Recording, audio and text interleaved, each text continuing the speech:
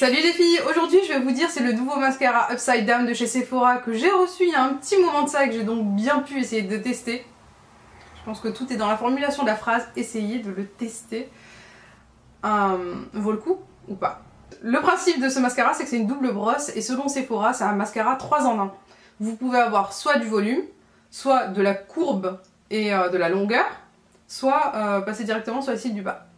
Alors j'ai fait une tentative pour ces trois choses. Le volume, en principe, vous l'avez en prenant vos cils entre ces deux pinces, donc comme ceci. Voilà. Le geste est tellement plus facile dans le vent, parce qu'en vrai, c'est un fiasco. Alors, non seulement cette petite brosse là, on a du mal à la caler entre les cils, on part pas forcément du coup à la racine du cil, et on n'aura pas votre cil en entier. Et en plus de ça, on s'en met partout sur la paupière. J'ai essayé, j'ai tout essayé, vraiment, c'est ignoble. Donc voilà, volume, no no no. Pour ce qui est de la longueur de la courbe, alors en principe ce que vous devez faire c'est réunir les deux brosses comme ceci et passer comme cela sur vos cils. Voilà, c'est tout. Et ben franchement, j'ai galéré à le faire.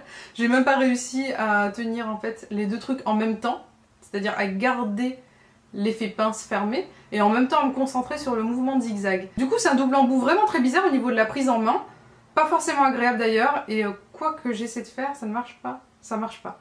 J'en ai partout sur la paupière, ça marche pas au niveau de la longueur, j'avais un résultat plutôt médiocre, donc non de ce côté là aussi. Ensuite côté cils du bas il y a une des deux brosses qui est la plus petite des deux, celle de droite, qui est censée en fait faciliter la petite prise des cils du bas. Alors j'ai essayé, donc j'ai essayé de cette façon là.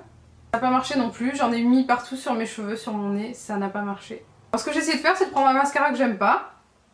Oui, je teste le produit jusqu'au bout. En prenant donc la brosse que j'apprécie pas a priori, je prélève la formule directement à l'intérieur et j'ai essayé de faire mes cils avec. Et là par contre c'était canon alors que je n'aime pas la brosse. Donc la formule du mascara est géniale, mais l'embout est nul.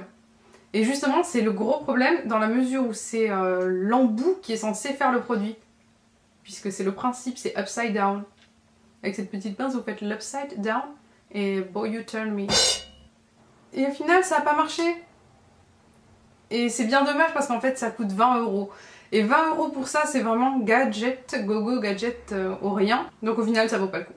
Ceci est bien entendu mon opinion, n'hésitez pas à me dire si vous l'avez testé vous aussi, si vous l'avez aimé dans les commentaires ou avec le hashtag sur Twitter, Instagram.